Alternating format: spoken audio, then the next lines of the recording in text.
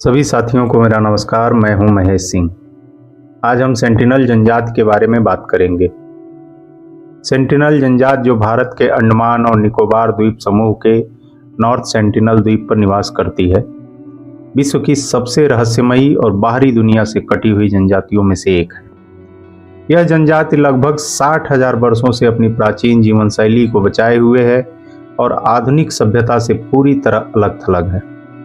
Sentinel लोग अपनी भाषा, संस्कृति और जीवन शैली के कारण मानव शास्त्रियों, इतिहासकारों और वैज्ञानिकों के लिए एक अनसुलझा रहस्य बने हुए हैं। उनकी आबादी का अनुमान 50 से 150 के बीच में है, लेकिन सटीक संख्या का पता लगाना असंभव है क्योंकि वे बाहरी लोगों के प्रति आक्रामक रवैया अपनाते हैं और किसी को भी अपने द्वीप पर आने की अनुमति नहीं देते।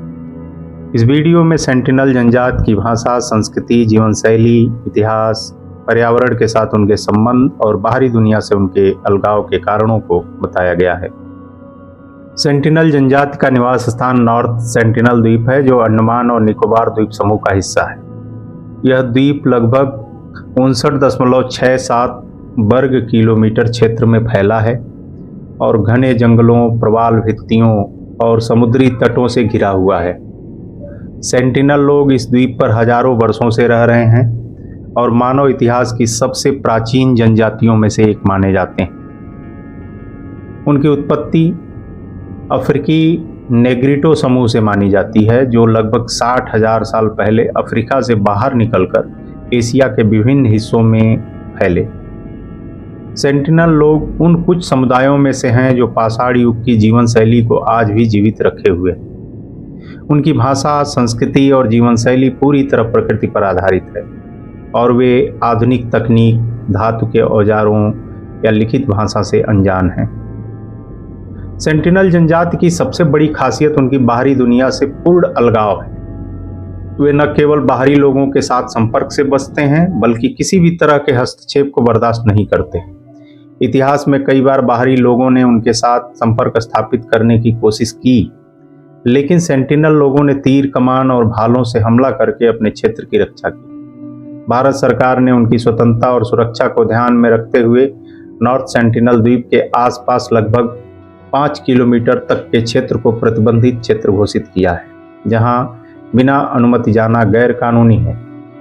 यह नियम न केवल सेंटिनल लोगों की संस्कृति और जीवन शैली को संरक्षित करने के लिए है, बल्कि उनकी कमजोर प्रतिरक्षा प्रणाली को बाहरी बीमारियों से बचाने के लिए भी है। सेंटिनल जनजाति की भाषा के बारे में बहुत कम जानकारी उपलब्ध है, क्योंकि कोई भी भाषाविद या मानव शास्त्री उनकी भाषा का प्रत्यक्ष अध्ययन नहीं कर सका। उनकी भाषा को सेंटिनल के नाम से जाना जाता है, लेकिन इसका कोई लिखित रूप या रिकॉर्ड नहीं। यह पूरी तरह मौखिक भाषा है जो केवल उनके छोटे समुदाय के भीतर बोली जाती है।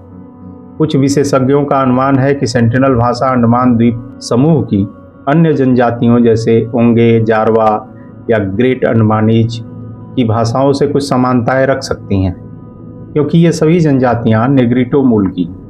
फिर भी सेंटिनल भाषा की संरचना, व्याकरण, शब्दावली या ध्वनियों के बारे में कोई ठोस जानकारी नहीं, क्योंकि उनके साथ कभी कोई सार्थक संवाद स्थापित नहीं हो सका। सेंटिनल लोग अपनी भाषा का उपयोग अपनी दैनिक जरूरतों, सामाजिक बातचीत और सांस्कृतिक परंपराओं को व्यक्त करने के लिए करते हैं। उनकी भाषा में प्रकृति, समुद्र, जंगल और शिकार से संबंधित शब्द प्रमुख हो सकते हैं, क्योंकि उनका जीवन पूरी तरह प्राकृतिक संसाधनों पर निर्भर है। क्योंकि उनकी आबादी बहुत छोटी है, इसलिए उनकी भाषा संभवतः सरल लेकिन कार्यात्मक होगी, जो उनके समुदाय की जरूरतों को पूरा करती होगी। छोटे समुदायों में बोली जाने वाली भाषाएं अक्सर जटिल व्याकरण के बजाय संक्षिप्त और संदर्भ आधारित होती हैं। सेंटिनल भाषा की एक और खासियत यह है कि यह पूरी तरह मौखिक परंपरा पर आधारित है। उनके पास कोई लेखन प्रणाली नहीं है और उनकी कहानियां, परंपराएं मौखिक रूप से ही एक पीढ़ी से दूसरी पीढ़ी तक हस्तांतरित होती रही। यह मौखिक परंपरा उनकी सांस्कृतिक पहचान का एक महत्वपूर्ण हिस्सा है। सेंटिनल लोग अपनी भाषा के जरिए अपनी प्राचीन कहानियों, मिथकों और पर्यावरण के साथ अपने गहरे संबंधों को व्यक्त करते होंगे। पिछले कुछ दशकों में भारत सरकार और कुछ मानवशास्त्रियों ने सेंटिनल लोगों के साथ संपर्क स्थापित करने की कोशिश की थी। 1990 के दशक में भारतीय अधिकारियों ने उन्हें नारियल, केले और अन्य उपहार देने की कोशिश की थी ताकि उनके साथ दोस्ताना संबंध बनाया जा सके। लेकिन इन मुलाकातों के दौरान कुछ बुनियादी संकेतों और इशारों के जरिए संवाद हुआ, लेकिन उनकी भाषा को समझने का कोई अवसर नहीं मिला। सेंटिनल लोग बाहरी लोगों के प्रति इतने सतर्क और आक्रामक हैं कि उनकी भाषा का अध्ययन करना असंभव रहा है। उदाहरण के लिए 2018 में एक अमेरिकी मिशनरी जॉन एलन चाउ ने अवैध रूप से नॉर्थ सेंटिनल द्वीप पर जाकर सेंटिनल लोगों के साथ संपर्क करने की कोशिश की थी, लेकिन उन जनजातियों ने उस पर तीरों से हमला कर उसकी जान ले ली थी। इस घटना ने यह स्पष्ट कर दिया कि सेंटिनल लोग अपनी भाषा और संस्कृति को बाहरी हस्तक्षेप से बचाने के लिए कितने दृढ़ हैं। सेंटिनल भाषा का संरक्षण उनकी सांस्कृतिक पहचान और स्वतंत्रता के लिए बेहद महत्वपूर्ण है।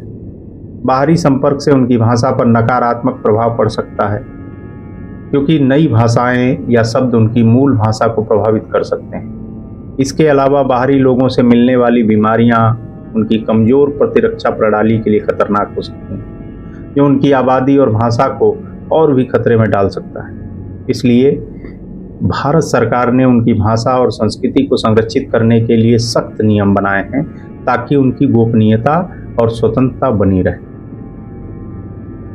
सेंटिनल जनजाति की संस्कृति उनकी प्राचीन जीवन शैली और प्रकृति के सहारे गहरे संबंध का प्रतीक है। उनकी संस्कृति पूरी तरह उनके पर्यावरण यानी नॉर्थ सेंटिनल द्वीप के जंगल, समुद्र और प्राकृतिक संसाधनों पर आधारित है। सेंटिनल लोगों का जीवन शिकारी जीवन है और उनकी सांस्कृतिक प्रथाएं उनके जीवित रहने की जरूरतों के इर्द गिर्द घूमती हैं।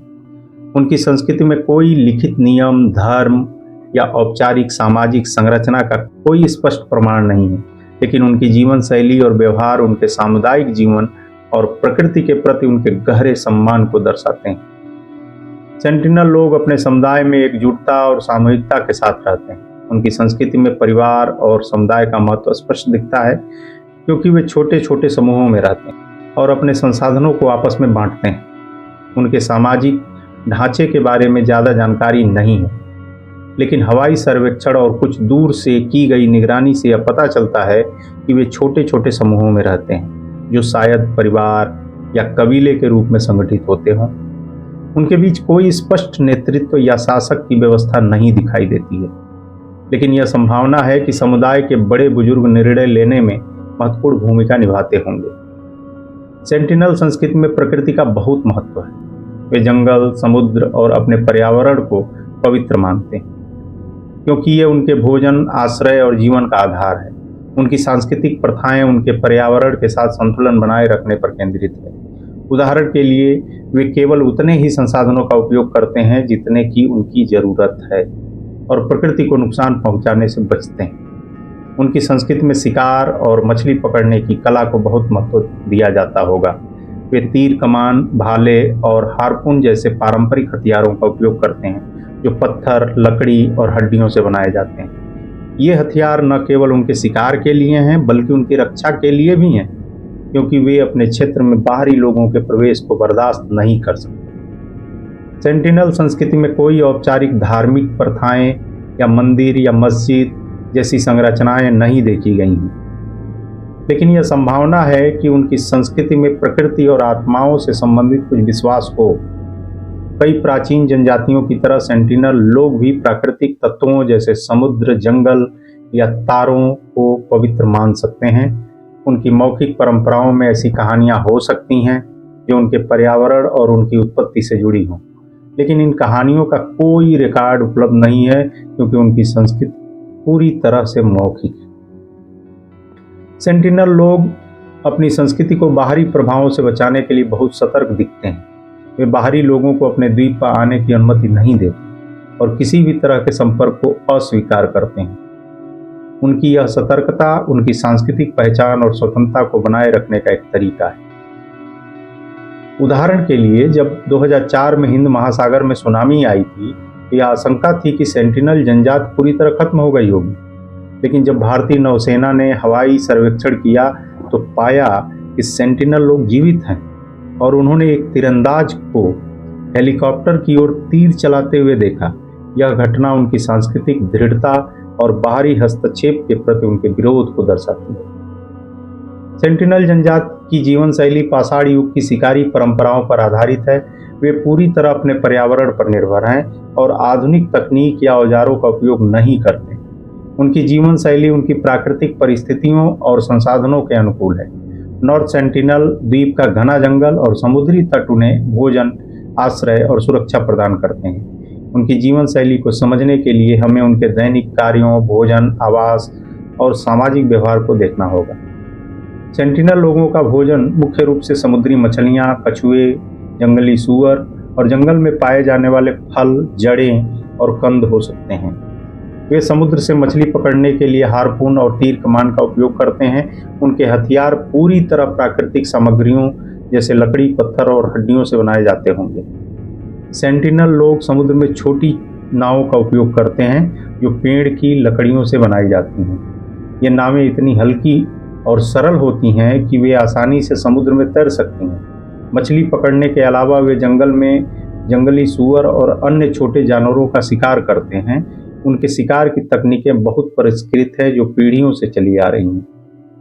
सेंटिनल लोग जंगल से फल जैसे नारियल, केले और अन्य जंगली फल इकट्ठा करते हैं।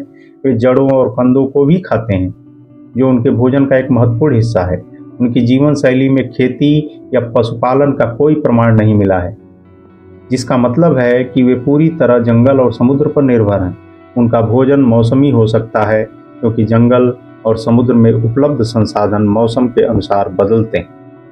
सेंटिनल लोग जंगल में पत्तों, लकड़ियों और पेड़ों की छाल से बने अस्थायी आश्रयों में रहते हैं। उनके घर बहुत सरल होते हैं और मुख्य रूप से बारिश, धूप और जंगली जानवरों से सुरक्षा प्रदान करने के लिए बनाए जाते हैं। हवाई सर्वेक्षणों में उनके कुछ छोटे छोटे गांव देखे गए हैं जो पत्तों की छतों और लकड़ी की संरचनाओं से बने होते हैं। ये आश्रय अस्थायी होते हैं क्योंकि सेंटिनल लोग समय समय पर जंगल के विभिन्न हिस्सों में स्थानांतरित होते रहते हैं, शायद भोजन की उपलब्धता के आधार पर। उनके वस्त्र भी बहुत न्यूनतम है।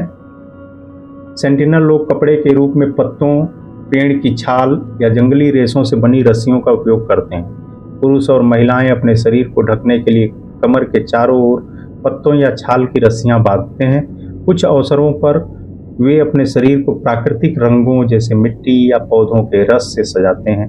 यह सजावट शायद उनकी सांस्कृतिक परंपराओं या सामाजिक अवसरों का हिस्सा हो। सेंटिनल लोगों का सामाजिक जीवन उनके छोटे समुदाय के इर्द गिर्द घूमता है। वे छोटे छोटे समूहों में रहते हैं जो संभवतः परिवारों या कबीलों के रूप में संगठित होते हों। उनके सामाजिक ढांचे के बारे में ज़्यादा जानकारी नहीं है, लेकिन यह माना जाता है कि उनके बीच सहयोग और सामूहिकता का बहुत महत्व है। शिकार, मछली पकड़ने और भोजन इकट्ठा करने जैसे कार्य सामूहिक रूप से किए जाते हैं और संसाधनों को समुदाय के बीच में बांटा जाता है। सेंटिनल लोगों के बीच विवाह और परिवार की प्रथाएं भी उनकी संस्कृति का एक महत्वपूर्ण हिस्सा हो सकती हैं, लेकिन इसके बारे में कोई ठोस जानकारी नहीं है। यह संभावना है कि उनके विवाह की प्रथाएं उनकी सांस्कृतिक परंपराओं और सामाजिक नियमों पर आधारित हो। बच्चों का पालन पोषण सामुदायिक रूप से हो सकता है क्योंकि छोटे समुदाय में बच्चे पूरे समूह की जिम्मेदारी होते हैं। सेंटिनल लोग आधुनिक तकनीक से अनजान हैं और अपने औजारों को प्राकृतिक सामग्रियों से बनाते हैं। उनके मुख्य हथियार तीर, कमान, भाले और हार्पून हैं जो लकड़ी, पत्थर और हड्डियों से बनाए जाते हैं। ये हथियार न केवल शिकार और मछली पकड़ने के लिए हैं बल्कि उनकी रक्षा के लिए भी हैं। सेंटिनल लोग अपने क्षेत्र में बाहरी लोगों को देखकर तुरंत आक्रामक हो जाते हैं और अपने हथियारों का उपयोग करते हैं। उनके पास धातु के औजारों का कोई उपयोग नहीं है, लेकिन कुछ अवसरों पर उन्होंने समुद्र तट पर बहकर आए धातुओं के टुकड़ों जैसे जहाज़ों के मलबे से प्राप्त लोहे का उपयोग अपने हथियारों को तेज करने के लिए किया है। यह दिखाता है कि वे अपने पर्यावरण में उपलब्ध संसाधनों का उपयोग करने में कुशल हैं, भले ही वे आधुनिक तकनीक से अनजान हों। सेंटिनल जनजाति का बाहरी दुनिया के साथ संबंध हमेशा तनावपूर्ण रहा है। इतिहास में कई बार बाहरी लोगों ने उनके साथ संपर्क स्थापित करने की कोशिश की, लेकिन ये प्रयास ज़्यादातर असफल रहे। सेंटिनल लोग बाहरी लोगों को अपने क्षेत्र में खतरे के रूप में देखते हैं और उनकी उपस्थिति को बर्दाश्त नहीं करते। 19वीं सदी में जब ब्रिटिश शासकों ने अंडमान द्वीप समूह पर कब्जा किया तो उन्होंने सेंटिनल जनजाति के साथ संपर्क स्थापित करने की कोशिश की। 1880 में एक ब्रिटिश अधिकारी मॉरिस विडाल पोर्टमैन ने कुछ सेंटिनल लोगों को पकड़ा और उन्हें पोर्ट ब्लेयर ले गए, लेकिन यह प्रयास दुखद साबित हुआ क्योंकि बाहरी दुनिया की बीमारियों के कारण इन लोगों की मृत्यु हो गई। इस घटना ने यह स्पष्ट कर दिया कि सेंटिनल लोगों की प्रतिरक्षा प्रणाली बाहरी बीमारियों के लिए बहुत कमजोर है। इसके बाद ब्रिटिश शासकों ने सेंटिनल लोगों को अकेला छोड़ दिया। 20वीं सदी में भारतीय सरकार ने सेंटिनल लोगों के साथ दोस्ताना संबंध बनाने की कोशिश की। 1967 से 1990 के दशक तक भारतीय अधिकारियों ने समय समय पर नॉर्थ सेंटिनल द्वीप पर नारियल, केले और अन्य उपहार भेजे। कुछ अवसरों पर सेंटिनल लोग इन उपहारों को स्वीकार करते थे, लेकिन वे बाहरी लोगों के साथ कोई सार्थक संवाद स्थापित करने को तैयार नहीं थे। 1991 में एक संक्षिप्त अवधि के लिए ऐसा लगा कि सेंटिनल लोग बाहरी लोगों के प्रति कम आक्रामक हो रहे हैं, क्योंकि उन्होंने कुछ भारतीय अधिकारियों को अपने द्वीप पर उतरने की अनुमति दी। लेकिन यह संपर्क जल्द ही खत्म हो गया और सेंटिनल लोग फिर से अपने अलगाव में लौट गए। 2004 की सुनामी के बाद जब भारतीय सेना ने नॉर्थ सेंटिनल द्वीप का हवाई सर्वेक्षण किया तो सेंटिनल लोग जीवित पाए गए। उन्होंने हेलीकॉप्टर की ओर तीर चलाकर यह स्पष्ट कर दिया कि वे बाहरी हस्तक्षेप नहीं चाहते। 2018 में जॉन एलन चाउ की घटना ने भी यह दिखाया कि सेंटिनल लोग अपनी स्वतंत्रता और गोपनीयता को लेकर कितने सख्त हैं। सेंटिनल लोगों का बाहरी दुनिया से अलगाव कई कारणों से है। सबसे पहला कारण उनकी सांस्कृतिक और ऐतिहासिक मान्यताएं हैं। वे बाहरी लोगों को खतरे के रूप में देखते हैं और अपनी संस्कृति, भाषा और जीवन शैली को बचाने के लिए उन्हें अपने क्षेत्र से दूर रखते हैं। दूसरा कारण उनकी कमजोर प्रतिरक्षा प्रणाली है। बाहरी लोगों से मिलने वाली बीमारियां जैसे फ्लू, खसरा या सामान्य सर्दी उनके लिए घातक हो सकती हैं। तीसरा कारण यह है कि नॉर्थ सेंटिनल द्वीप का भौगोलिक अलगाव उन्हें बाहरी दुनिया से स्वाभाविक रूप से अलग रखता है। द्वीप के चारों ओर प्रवाल भित्तियां और खतरनाक समुद्री धाराएं बाहरी लोगों के लिए वहां पहुंचना मुश्किल बनाती हैं। सेंटिनल जनजाति का पर्यावरण के साथ गहरा संबंध है।